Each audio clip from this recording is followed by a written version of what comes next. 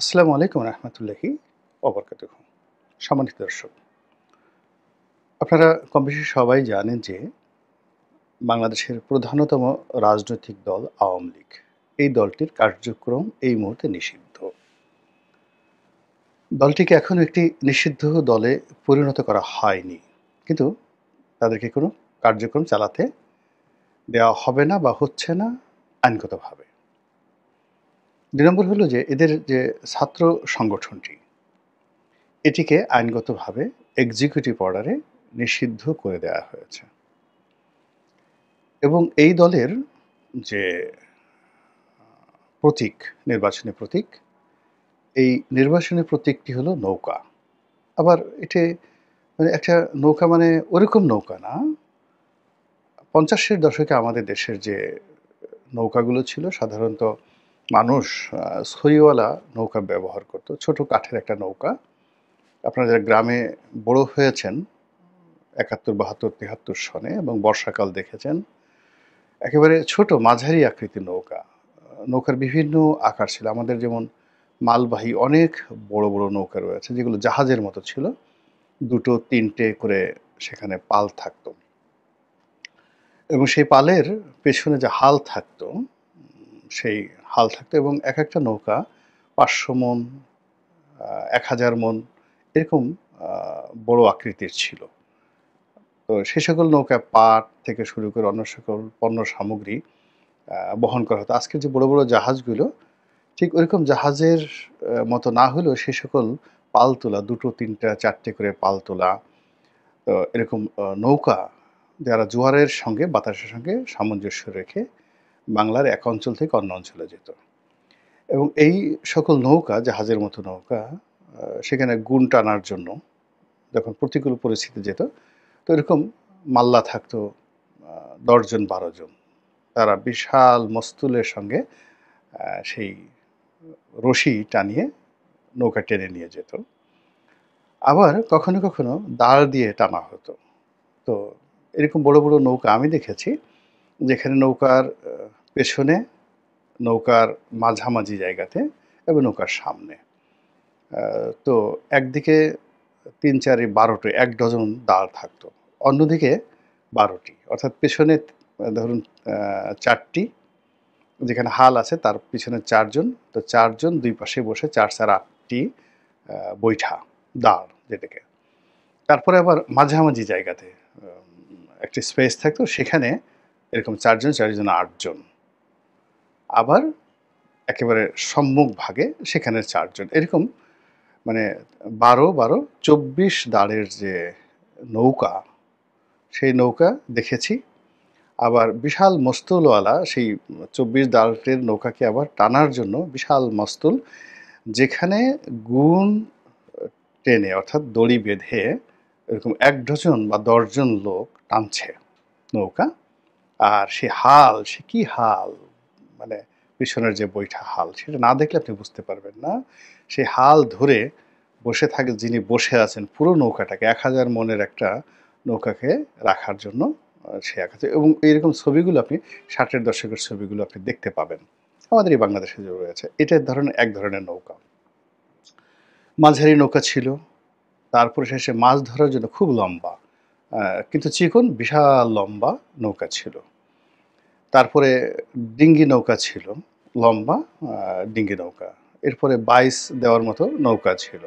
অর্থাৎ নৌকার মধ্যে অন্ততপক্ষে শ'খানেক নৌকা, যাকে বলা হয় আমাদের এই বাংলাদেশে খুব জনপ্রিয় ছিল। এর মধ্যে সবচেয়ে বেশি গৃহপালিত নৌকা যেটা ছিল সেটা হলো এই যে সইওয়ালা, এই যে নৌকার ছবিটি আছে আওয়ামী লীগের নির্বাচনী প্রতীকে, ঠিক এই নৌকাটাই ছিল সবচেয়ে জনপ্রিয়। এবং এইগুলো দিয়ে ছোট, ছোট যাত্রী, মানে ছোট, ছোট দূরত্বে যাত্রী বহন করা হতো। এখানে বড় জোর একটা দাঁড় থাকতো। এর বেশিরভাগ ক্ষেত্রে যখন দূরবর্তী এলাকাতে যেত আর একটা বৈঠা থাকতো আর পাল তোলা হতো মাঝে মধ্যে। একটা মাঝারি আকৃতির ছই ছিল। সাধারণত ৪ জন, ৫ জন, ৬ জন যাত্রী নিয়ে আ এই নৌকাগুলো চলাফেরা করত কমার্শিয়ালি। এই নৌকাগুলো বেশিরভাগই ছিল কমার্শিয়াল এবং এটাই ছিল সবচেয়ে জনপ্রিয়। তো এই নৌকাকে যখন প্রতীক করা হলো আওয়ামী লীগের, তখন টেকনাফ থেকে তেঁতুলিয়া বাংলাদেশের তখন তো বর্ষাকালে পুরো বাংলাদেশই ডুবে থাকতো এবং নৌকার চেয়ে জনপ্রিয় বাহন আর ছিল না। আর এটা প্রয়োজন, জনপ্রিয়, আরামদায়ক এবং কস্ট ইফেক্টিভ সব দিক থেকে। তো সেই যে নৌকা প্রতীকটি এটি সাড়া ফেলে দেয় পুরো ভারতীয় রাজনীতিতে, কেবল বাংলাদেশের রাজনীতিতে নয়, ভারতীয় রাজনীতিতে। এবং এই নৌকা প্রতীক এবং আওয়ামী লীগের যে ইতিহাস, এটা এমনভাবে জড়িয়ে আছে যে এখন 1954 সনে নৌকার যে সামাজিক গুরুত্ব ছিল, এই ধরনের ডিঙ্গি নৌকার যে সামাজিক গুরুত্ব ছিল, এটি 1%ও এখন নেই। এই ধরনের নৌকা এখন বাংলাদেশে একটাও পাবেন না। এখন সব ইঞ্জিন চালিত বোট, কিন্তু মানুষের স্মৃতিতে এটি ভাস্বর হয়ে আছে।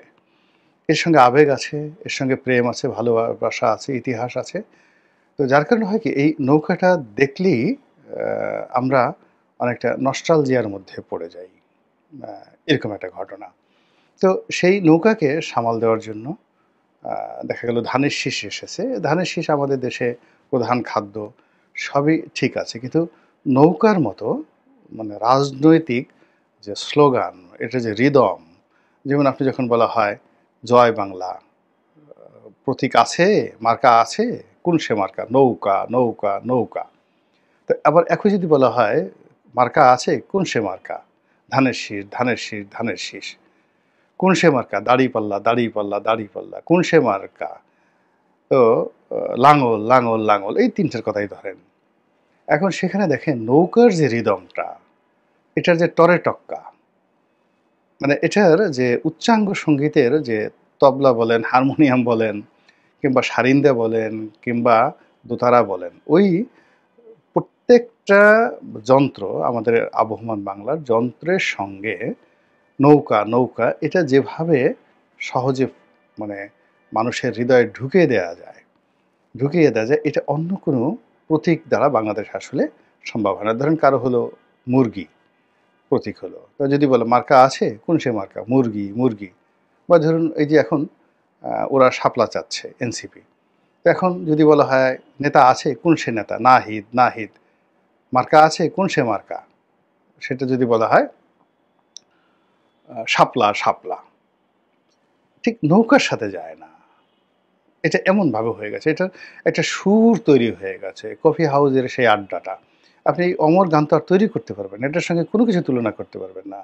কিংবা আমাদের যে জাতীয় সঙ্গীত আমার সোনার বাংলা আমি তোমায় ভালোবাসি, এটা যে সঙ্গীতটি, মানে এই সঙ্গীতের সঙ্গে গান, বাদ্য, মানে এটার যে সারেগামা যা কিছু রয়েছে, এটার কাউন্টার ওরকম মধুর আরেকটা দ্বিতীয় গান সবাই চেষ্টা করেছে, হয়নি। ওইটা হয়নি।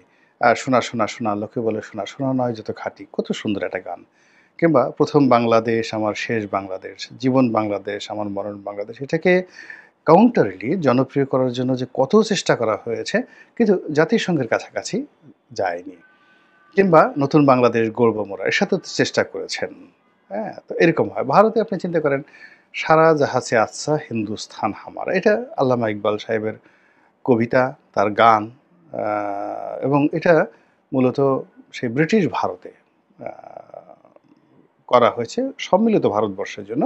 কিন্তু ভারতে এটা এতটা রিদম সৃষ্টি করেছে, ভারত দুটো জাতীয় সংগীত করেছে।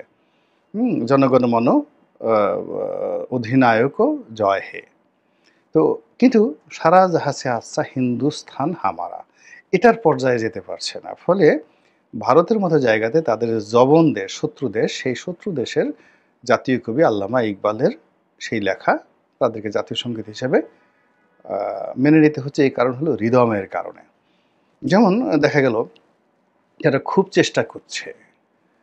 চেষ্টা করছে শিবাজিকে জাতীয় নেতা বানানোর জন্য।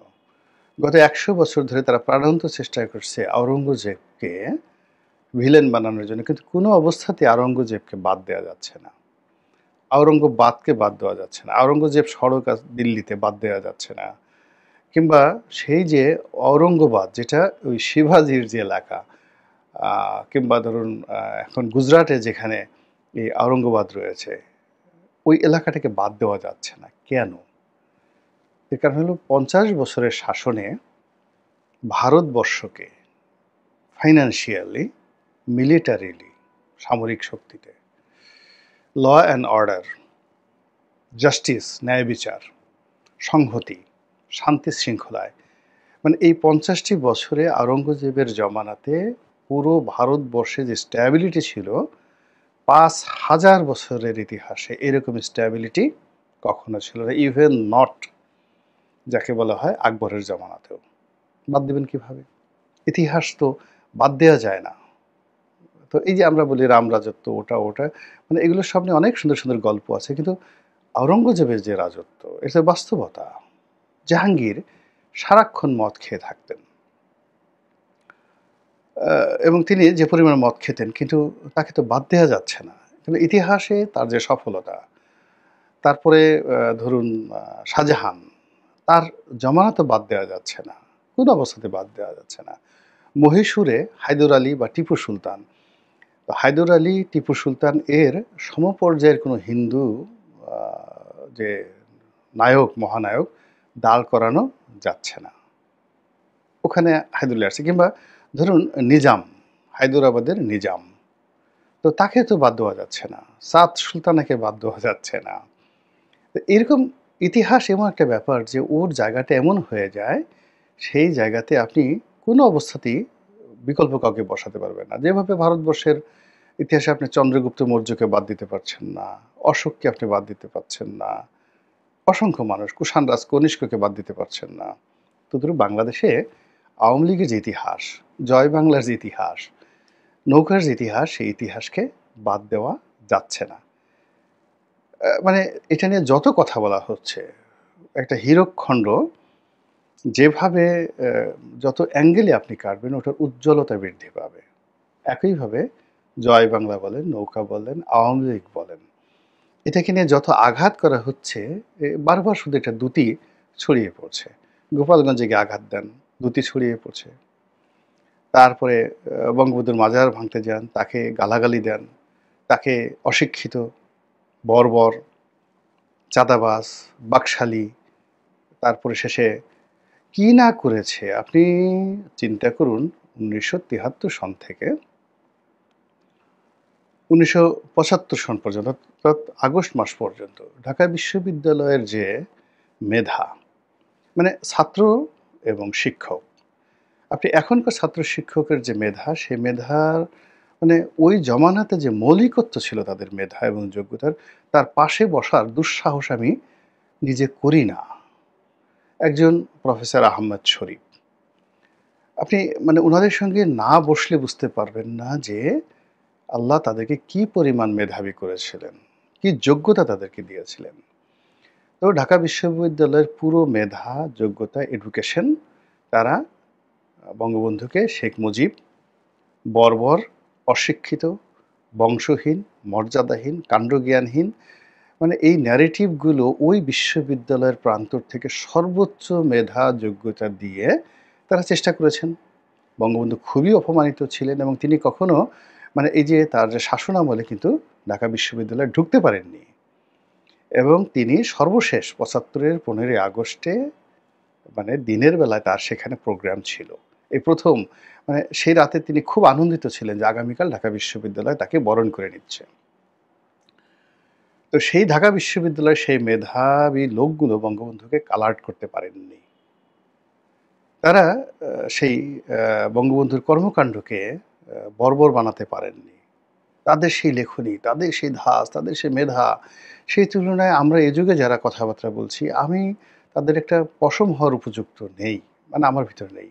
আর বাইরে অনেক লোক বঙ্গবন্ধুকে গালাগালি করে, অনেক লোক বঙ্গবন্ধুকে গালাগালি করে, দূর থেকে ধরেন গালাগালি করতে পারে।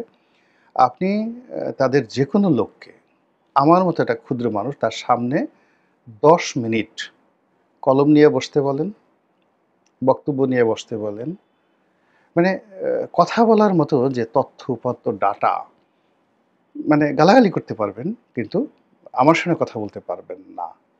আমার এতটুক যে যোগ্যতা আল্লাহ রাব্বুল আলামিন দিয়েছেন। তো আমার মতো লোকের সামনে যারা কথা বলতে পারেন না, তারা বঙ্গবন্ধুর বিরুদ্ধে, আওয়ামী লীগের বিরুদ্ধে, নৌকার বিরুদ্ধে যে ন্যারেটিভ তৈরি করছে, সেটার ভবিষ্যৎ কি হতে পারে, এটা বোঝানোর জন্য আমি শুধু বলছি যে আমি যাদের পশম হওয়ার, পায়ের নখ হওয়ার উপযুক্ত না, এরকম শত, শত মানুষ সারা বাংলায় পুরো জমানাটা চেষ্টা করেছে। আপনি একজন সিরাজুল আলম খান, একজন মাসুম আব্দুর রব, শাহজাহান সিরাজ, সিরাজ শিকদার, হাসানুল হক ইনু, মানে উনাদের যে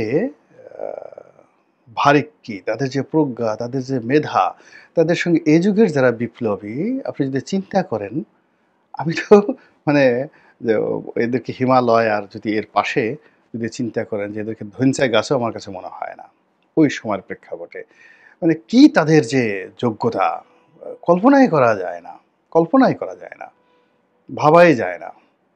আপনি সেই হারুনের ভাতের হোটেলের কথা চিন্তা করেন, হারুনের ভাতের হোটেলের কথা চিন্তা করেন, ওই দৃশ্য চিন্তা করেন, আর ইয়াহিয়া খান টেক্কা খানের মানে পৃথিবীর 7th লার্জেস্ট আর্মি ইফেক্টিভ, সেই আর্মির মার্শাল ল চলতেছে, সেখানে জাতীয় পতাকা উত্তোলন করে ঢাকা বিশ্ববিদ্যালয়ের স্বাধীনতা ঘোষণা করে দিয়েছে এই আসম আব্দুর রবরা। তো সেই পুরো শক্তিটা, এবং এখন ধরেন প্রথম আলো, প্রথম আলোর যে ইনফ্লুয়েন্স, তার 100 টাইমস ইনফ্লুয়েন্স ছিল গণকণ্ঠের, জাসদের পত্রিকা, গণকণ্ঠ পত্রিকা, তারপরে শেষে সেখানকার কবি আল মাহমুদের মতো কবি, আহমেদ শরীফের মতো বিখ্যাত দার্শনিক, আসম আব্দুর রবের মতো নেতা, সিরাজুল আলম খানের মতো নেতা, সবাই মিলে চেষ্টা করেও যে জিনিসটা, যে ন্যারেটিভটা দাঁড়া করানো যায়নি, সেটা এখন এই জমানাতে চেষ্টা করা হচ্ছে। তো কাজেই এটার ভবিষ্যৎ কোন পর্যায়ে যায়, হলে কেমন হবে, না হলে কেমন হবে, সেটি একটা ভিন্ন প্রসঙ্গ। ফার্স্ট থিং হলো, যদি বর্তমান জমানা ঠিক এই নৌকা, ধানের শীষ, আওয়ামী লীগ এগুলোকে ভুলিয়ে দিতে পারে, তাহলে মানে এটা আমাদের পুরো জাতির সত্তার একটা বিবর্তন হবে। ভালো মন্দ আমি কিছুই বললাম না, মানে আমাদের রুচি, আভিজাত্য, টেস্ট, ইতিহাসবোধ, কৃষ্টি, কালচার সব কিছুর একটা রেভলিউশন হয়ে যাবে, যেটা হয়েছিল ফ্রান্স রেভলিউশনের মাধ্যমে। এবং সেই রেভলিউশনের পেছনে যে মতাদর্শ দিক, যেভাবে রুশো, ভলতেয়ার তারা চেষ্টা করেছিলেন, চেষ্টা করে পুরো জাতির মস্তিষ্ককে একটা বিপ্লবের জন্য পরিবর্তন করেছেন। ফলে কি হলো, যে লুইয়ের যে শাসন আমল, মানে হাজার বছরের যে শাসন আমল, পুরো ইতিহাসটাকে কিন্তু ধামাচাপা দেওয়া গিয়েছিল। ফলে এখানে যে বিপ্লবটা মানে অভ্যুত্থানটা হয়েছে, এটাকে যদি বিপ্লবে রূপান্তরিত করা যায়, মুজিববাদকে কবর দেওয়া যায়, আওয়ামী লীগের ইতিহাসকে মোছা যায়, নৌকাকে যদি মুছে দেওয়া যায়, তার সঙ্গে সঙ্গে আমাদের যে আবহ বাংলার ইতিহাস, যেটার সঙ্গে আওয়ামী লীগের ইতিহাস রয়েছে, সেই ইতিহাসের সঙ্গে মানুষের জীবনযাত্রা রয়েছে, কৃষি রয়েছে, দারিদ্রতা রয়েছে, সেইগুলোকে চেঞ্জ করে যদি ক্যাপিটালিজমে অথবা ইসলামাইজেশনে চলে যাওয়া যায়, তখন দেখা গেল যে জাতীয় নেতা বঙ্গবন্ধুর পরিবর্তে মোহাম্মদ বিন কাসিম হবেন, কোনো সন্দেহ নাই। উমর ইবনুল খাত্তাব হবেন, খালিদ বিন ওয়ালিদ হবেন, অস্বাভাবিক কিছু নয়। অথবা চে গুয়েভারা হবেন, লেনিন হবেন, কার্ল মার্কস হবেন। অনেকে চেষ্টা করেছেন, এটা আবার নতুন করে আসতে পারে। অথবা যদি আমেরিকান কালচার এসে যায়, তাকে জর্জ ওয়াশিংটন হবেন, অ্যাডাম স্মিথ হবেন, তারপরে জন অ্যাডামস হবেন, তারপর সেখানে সেই জন এফ কেনেডি হবেন ওয়েস্টার্ন কালচারে। আপনি যদি এদিকে যে আসেন, আপনি সেখানে সেই চেম্বারলেন হবেন, ব্রিটেনে যদি আসেন উইনস্টন চার্চিল হবেন, হতে পারে ইতিহাসের ধারাবাহিকতায় অনেক কিছু হতে পারে। তো এখন বাংলাদেশ আসলে একটা টার্নিং পয়েন্টে আছে। আমি শুধুমাত্র নিরপেক্ষভাবে পুরো ঘটনাটা বর্ণনা করলাম। এটার যে ভবিষ্যৎটা কী হবে আমি নিজেও জানি না, এবং কোনটা ভালো হবে তাও জানি না। আল্লাহ আমাদের সবাইকে হেদায়েত দান করুন এবং হেফাজত করুন। আসসালামু আলাইকুম রহমতুল্লাহি ওয়া বারাকাতুহু।